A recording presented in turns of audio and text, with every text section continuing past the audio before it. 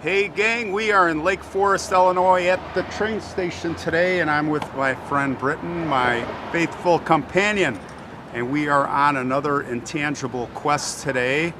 Why are we at the Lake Forest train station? Well, back in February 1916, a very cold day, there was a young woman named Marion Lambert who lost her life here. Well, not at the train station, but as she was heading away from here. And if you want to hear this story, you've really got to go. I'll put the link right up here. A year and a half ago, I was at the cemetery and I did the full story. I'll put it in the description box too. Watch the story first, come on back, or stay with us. But we're going to pick up the story when she was here on the platform and the train was coming and she was with her friends. And like right on cue, I swear I didn't plan this. We've got a train. We do have this is crazy. We do have a train coming. So, just imagine the train is coming, but it's an old locomotive instead of a modern train. It stops, and what happens? She says to her friends, she had two of her best friends with her, and the testimony of her friend Josephine Davis, she said that she was going to catch up with her friends later that afternoon at school because she had forgotten to drop off a letter to a post office, which was just a little ways down the road here. The last time she is seen by her friends alive, she's walking southbound down these train tracks towards the post office with her books under her arm and indeed a letter which she was going to deliver to a post office. this is the platform, guys. Now, we are going to not only follow her tracks in the snow, metaphorically, she walked that away, but we are going to take you to the actual location of her death, where she died, way down there, and we are going to do some paranormal investigating because we've brought some equipment. So let's head over there.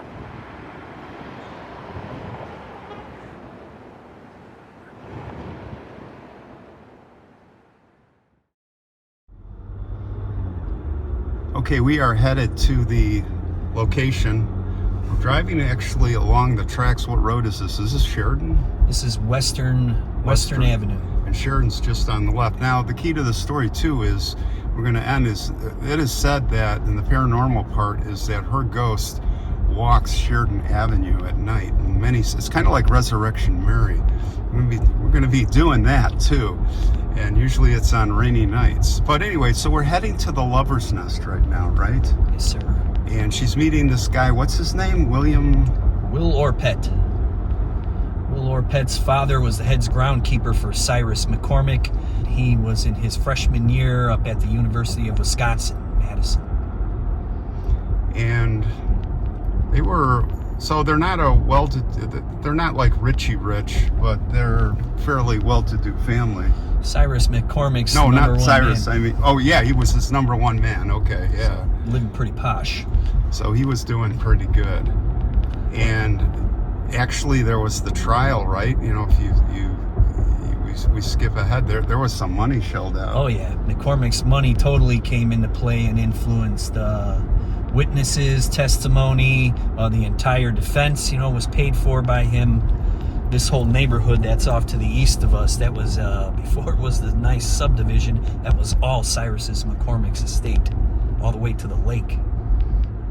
All right, so we are hitting Westlake Road right now. We're getting very close to the Lover's Nest location. You said it was a Sacred Heart College? Sacred Heart Convent, which then turned to a college by the name of Barrett, B-A-R-A-T. Yeah, and that's right over there, actually. So we're going to give you a shot of that as we drive by. And once we get by, we're at a red light right now, but once we take a quick look at that, we're going to do it as a drive-by.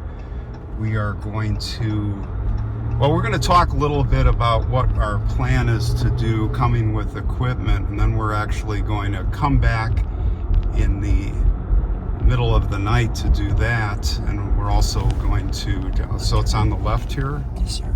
Okay, so let's turn left here. She got off of the tracks right there behind us. Okay. We're pulling on to what the campus property is now. All right.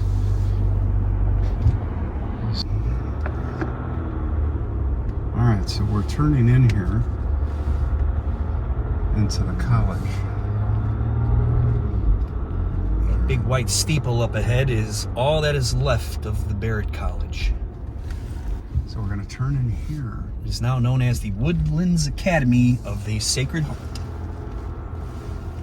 Established 1851. So it was back in here, huh? Yeah. One more towards the tracks. Okay.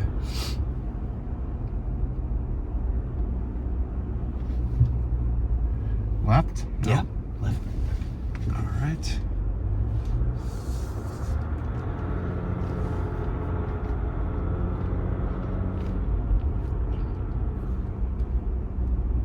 The steeple was all they could save of the college, but there were great efforts while it sat empty for about 10 or 15 years to Okay. try to preserve the chapel that was inside of Barrett So what is College. this? This is a college building here? Mm-hmm. Woodlands Okay. Academy.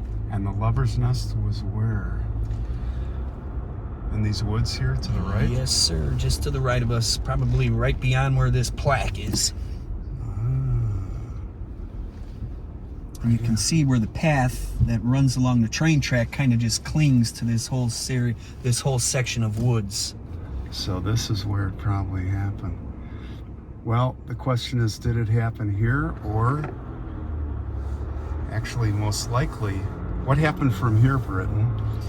The father actually followed the footprints from the Train station train station. to here, where in the woods, where her footprints led off, there becomes two sets of footprints. Okay. And then two sets of footprints go to where? To a spot just south of here where her body was located. Well, actually, the two sets of footprints break up at this point. One of them goes west, and the other one leads down. So they met here, Lover's Nest, and the footprints in the snow right here, one goes one way and the other goes the other way. And he could tell, right? The father could tell that the difference of the footprints. The He could smaller, tell more slender footsteps, he followed that trail. Right. And he followed that trail to where we're going to be going right up here. Actually, a little farther up, we're going to be going down to Sheridan Road to the south, and she walked all that way. That's quite a ways. Sure He is. followed those steps all the way to the snow to these three trees that we're going to see, and that's where they found her body. All right, so we're going to pick it up. We're going to pick it up there. But actually, before we do, I want to pull over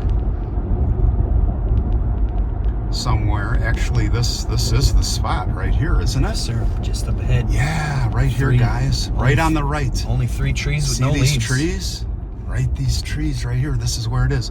So we're going to come back here at night, and we're going to do some energy testing there, because again, that is probably where she died, because I think what you said was, and what we were investigating wasn't the don't we think that, well, she had to walk there. It's not like he could drag her there, or he could have brought her there in his car.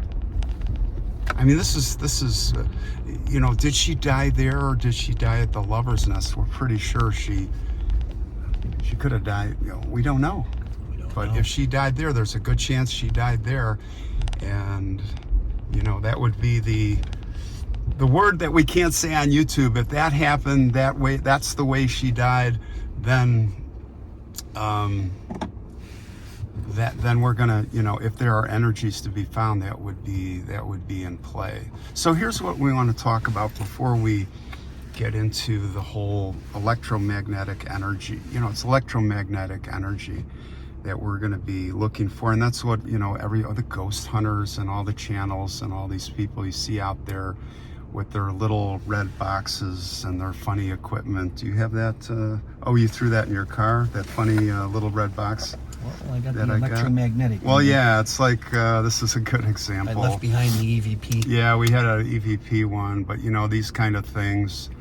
And, you know, that in my opinion, that's all great, actually, if you just want to say, hey, something's going on. But Britt and I, we want to do a deeper dive into this and use equipment that really senses. Well, and by the way, we're not experts. I'm not sitting here like, I know it all, Britain knows it all.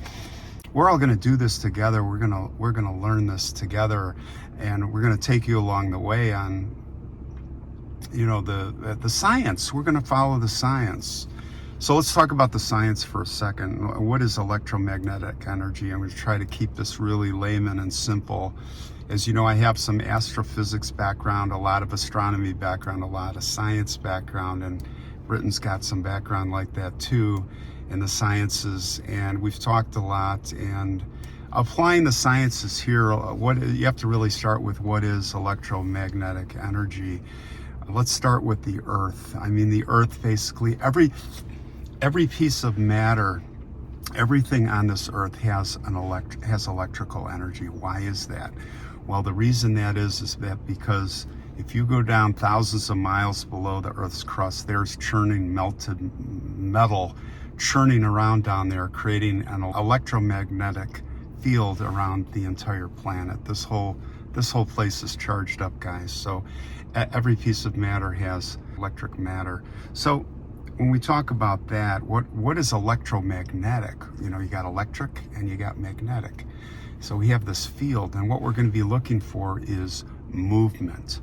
Now, when an electric current runs through a wire, like you plug something in, that creates around it a magnetic field. So that's what this is like, this because it's moving, it's electromagnetic. So you measure that in frequency, you measure that in wavelengths to try to find out what part of the spectrum and, you know, what the energy level is. And that's what we want to do. So when you look at that electromagnetic field, the way you measure the frequencies we're going to talk about, but I'm going to focus right now on the wavelengths. You have to look at the electromagnetic spectrum.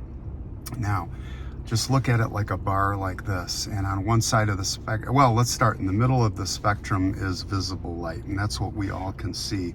Computer screens, sunlight, grasshoppers jumping around, it's the visible light.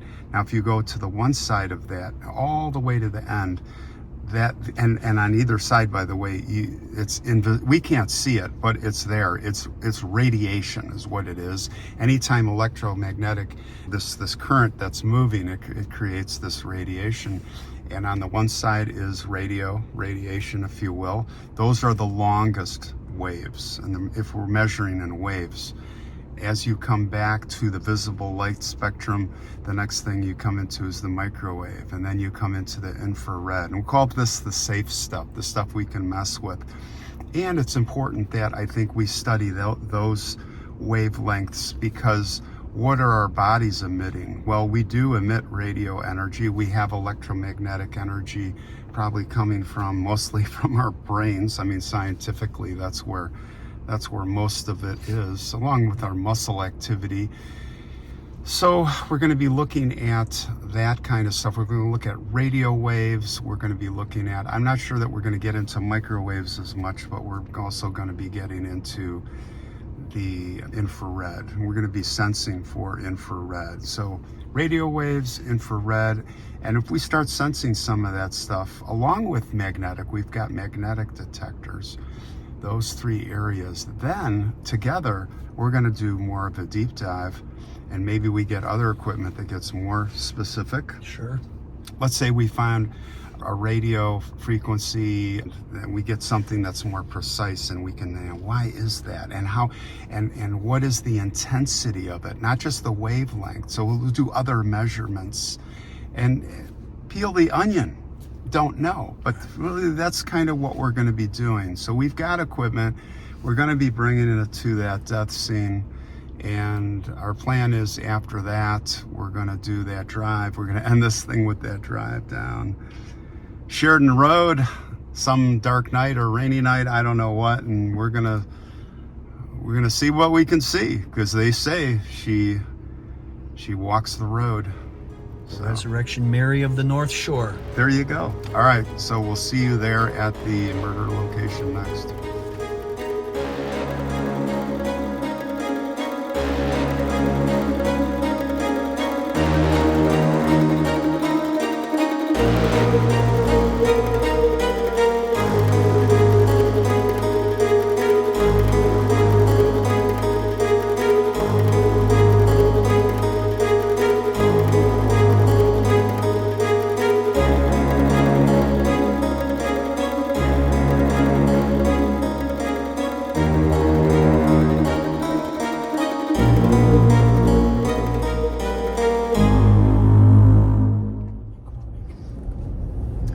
Alright guys, it is nighttime and I am here with Britton and we are pulling up on the fabled Three Trees, which is literally right here on the right. Alright, there they are. So we are going to just pull in here politely. Bear with me, because we're going to get out right there and we are going to check out the death location of poor Marion Lambert. All right, so we're gonna park her right here and let's go. Ready, Britton? Yeah. All right, Britton is ready, guys. We got some devices we're bringing. Let's go.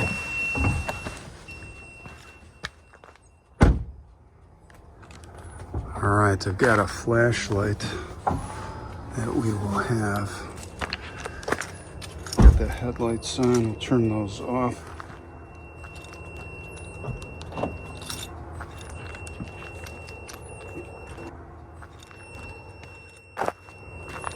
Well, the magnetic detector's already going bananas on us here. Let's get to the site. We've got a magnetic detector. We have got let's wait for this car coming here. Is there a car coming? Yeah, so we're just gonna wait for this car to pass. And then we are gonna shoot across. I don't know if you can see, but right there, oh, there's the moon in the background. These three trees represent the location where the body of Marion Lambert was found back in 1916. Now her father followed her here. He followed the footsteps in the snow, right, Britton? Yes, sir. And they were the little pitter-patter footsteps from the college. The lover's nest is down there. See where those car lights are? It's just beyond that. And there's, look at the moon. How about that? So there are the other trees. So let's hear. Now we got the railroad tracks going right here up ahead. Let's position ourselves. I'm going to position myself where the picture was taken by the police, the famous picture of where they found her body. So there are the train tracks there.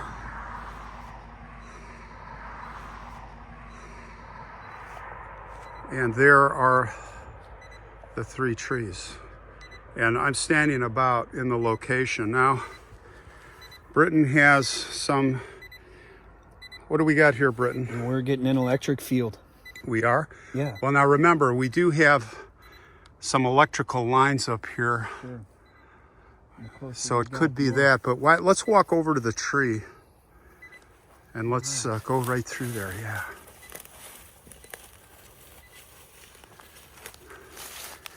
Boy, it's really intriguing to know. I have not seen this before up close. What happened? Oh, he dropped a device. So this is it. This is it. So the big tree on the left was, I think, where her body was, right? Or was it in between these? Oh, you know the exact spot, of course. Got a pretty serious branch or tree limb right here. Okay, I see it. We're good. Right here. Wow, it's a drain pipe right where she was found. Oh, yeah. Yeah. What's up with that? Electric field, nada.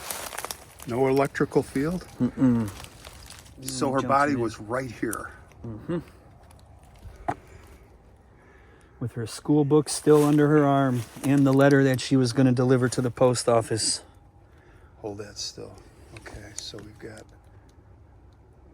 got 0. So we're checking radio, sweeping radio frequencies, right? Yeah, now I'm going to try magnetic. Okay.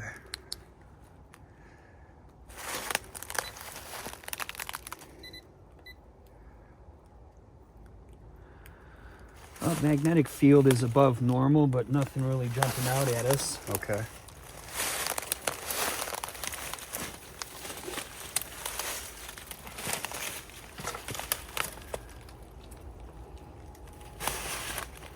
Can you hear us, Marion? Are you out there, my dear? This We're is not where forgotten, she madam. this is where she lost her life, right here where we're standing. That fateful day 106 years ago.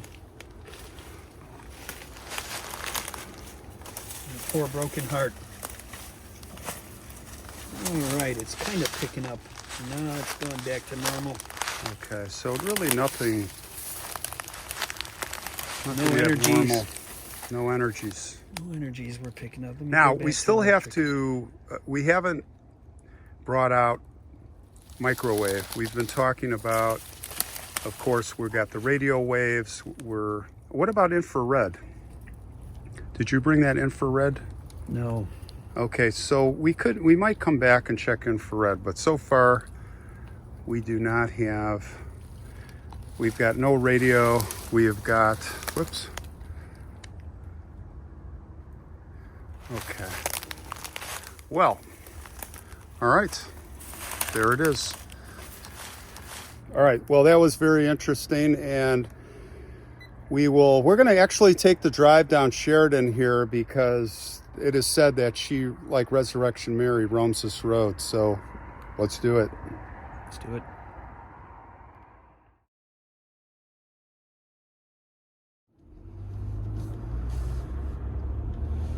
All right, gang, we are approaching Sheridan Road. Just crossed the train tracks here. And we are going to take that drive. We're going to take that drive along Sheridan Road where it has been said that her ghost walks Sheridan Road, Sheridan Drive at night. I mean, Yeah. by several people. 1930s and 40s, the specter on the roadside hitchhiker originate up here, and it's said to be a young teenage girl with books under her arms. There's the train, by the way. Yeah. So the train is coming through on the left there. Your most recent sightings, reported sighting was about 10 years ago, and there was a police report actually made out. Somebody had saw a woman walking up and down the train tracks right there, and they actually called the authorities because they thought that she got hit by a train. The ghost. Yeah. But the authorities came out, they found nothing. You have right here, coming up on the left-hand side, the exact location of the 3 trees to just kind of show you the vicinity of. So this is where we just were, and as you see these headlights approach us, I'm going to tell you right about now is where the 3 trees are. So I'm going to turn my brights on. Well, you can actually see right there, 1, 2, 3. There they are, the 3 trees. And as you can see, we're gonna roll northbound on Sheridan here and give you a view of what it was like for those that have seen the apparition of Marion Lambert. Now, She walks this road. She walks the train tracks on the left here. They're just on the left. And this is it, guys. This is where it's at. So, not expecting to see your ghost, wanted to just give you a view, but you never know what we're gonna find. But anyway, thanks for joining us. Hope you enjoyed this episode on IQ, Tangible Quests, and we will catch you guys on the next one. Until next time, Dave. See ya.